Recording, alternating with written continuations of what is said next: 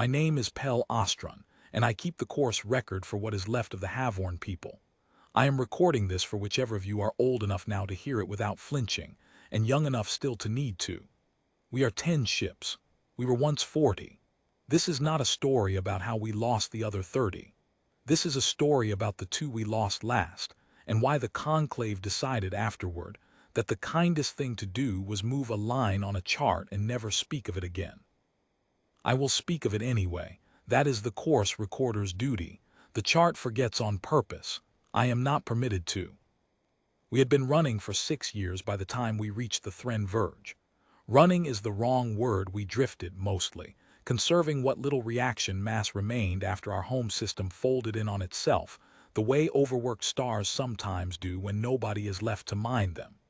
10 ships, 11,000 of us, and reserves that the fleet engineers had stopped pretending would last another season. We needed fuel. We needed parts.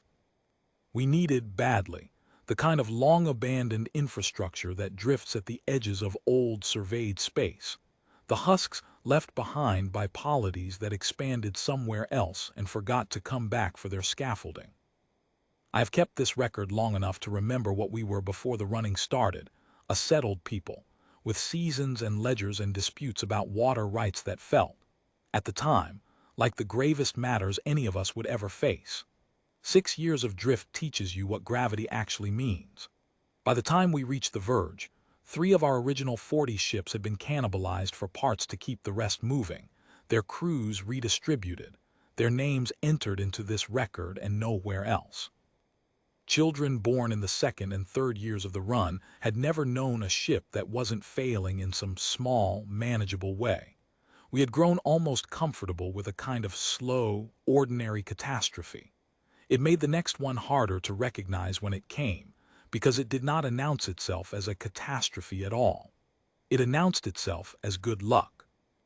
The Thren Verge had exactly that. Our long-range arrays found the bones of an old relay structure sitting just inside the marked boundary, 41 years of corrosion, no power signature, no claim filed against it in any registry we could still receive. Worth more in salvage than anything we had seen in 6 years of drifting. And it sat, by every chart we carried, inside the boundary the rest of the galaxy draws around human space and does not cross. You have all heard the warning by now, the way every child in every fleet hears it before they hear their own true name. The line that does not move. The ships that go in and do not come back out. I want to be honest with you about how that warning sounds to a captain whose reserves have 11 weeks left in them. It sounds like superstition written by people who were never this hungry. We were not raiders. We carried no weapon larger than a mining laser. We meant the line no harm. And harm, we told ourselves, was the only thing a line like that could possibly be guarding against. The conclave argued 4 days. I recorded all of it the way I record everything, and I will tell you plainly that the argument that won was not bravery. It was arithmetic. 2 scouts, small and unarmed, in and out before anyone needed to notice. Lin Aviath captained the low tide. Dor Ksenia captained the brief answer. Both ships under 15 crew.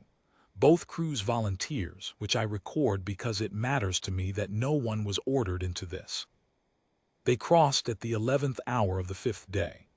I was on the command deck of the waiting tide with the rest of the fleet leadership, watching 2 friendly transponders cross a line on a screen that, to every instrument we had, looked exactly like every other patch of open dark. For the first 40 minutes, nothing about it felt like legend.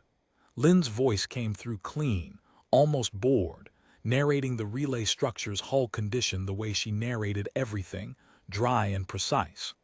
Dor's crew found a working access shaft on the 2nd tower and reported it without ceremony. They sounded like 2 crews doing a salvage job. The relay itself, by their description, looked like nothing more than what it was supposed to be.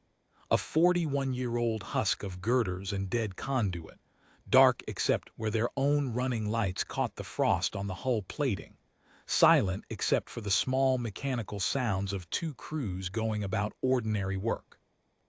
I remember the bridge of the waiting tide being almost relaxed in those first minutes, Someone joking quietly about what we might trade the salvage for once we reached the next settled system. That, more than anything since, is what I cannot stop turning over. It did not sound like the edge of a myth. It sounded like a Tuesday. At minute 41, Lynn's transmission slowed. Not cut slowed, the way a person's voice slows when they are listening to something else at the same time as you. She said the relay's interior was warmer than the hull readings accounted for. She said it twice, in fact, 4 minutes apart in almost the same words, as though she had forgotten she'd already told us. I noted both instances at the time and thought little of it. Hindsight has not been generous to that decision. Doors crew stopped reporting at minute 53. Not a cry. Not a warning shout, not a damage alert, not a single garbled syllable of the kind every emergency channel in this fleet is built to catch and amplify. Their transponder simply continued broadcasting an open, silent channel, the kind you leave on so the other ship knows you're still there, for 11 more minutes. Then it stopped being open. It did not go dark. It closed, the way a door closes when someone on the other side decides the conversation is finished. Lynn's last transmission came 1 minute after that. I have listened to it more times than I will admit to any of you, and I am going to give it to you exactly because I think you deserve the truth more than you deserve my comfort. She said, "Tell Doors people I'm coming to find them." Then, after a pause too short to be hesitation and too long to be nothing, "It's fine. It's all right. I understand now." Then nothing. No debris bloomed on our long-range optics. No weapons discharge registered on any sensor we owned. No wreckage has ever been found, then or since, by us or by anyone else foolish or thorough enough to look. 17 people went into that relay structure, and the dark simply closed back over the space where they had been, the way water closes over a hand pulled out of it, leaving no mark that anything had ever broken the surface. We held position for 11 days. We sent nothing else across that line. The conclave forbade it unanimously, the first unanimous vote in 6 years of arguing about everything else. On the 12th day, the captains voted to move the fleet on, and on the way out in the same session, they voted on something else I think mattered more in the end.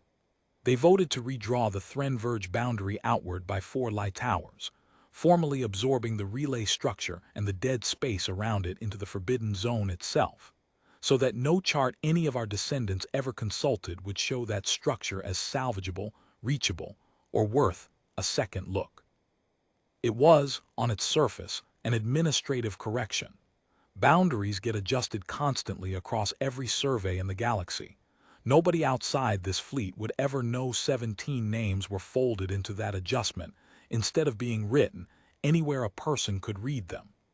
I objected, quietly, in the recording room, because I am the one who is supposed to keep names from disappearing into administration. I was told, not unkindly, that some warnings only function if no one tries to improve on them. I have thought about that since. I am still not certain they were wrong. I keep one thing back from the official record, and I am giving it to you now because the fleet log will never carry it and someone living should know. In the 11 minutes between Doors' channel closing and Lynn's last words, our receivers caught one more fragment, badly degraded, origin unconfirmed, never logged anywhere but my private file. A single word, in no language any analyst in this fleet could place, spoken once, calmly, by a voice that was not Lynn's and was not Doors' and belonged, as far as any of us could determine, to no one who had crossed that line with us. I do not know what it means.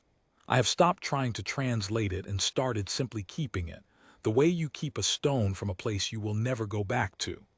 The boundary moved 4 light towers that season, and the conclave called it caution. I have never once in all the years since been able to call it that in my own record. I call it the only honest map we have ever drawn of that place. Not what is there, only how far back a sensible person stands from it, and how little in the end anyone ever needed to be told twice.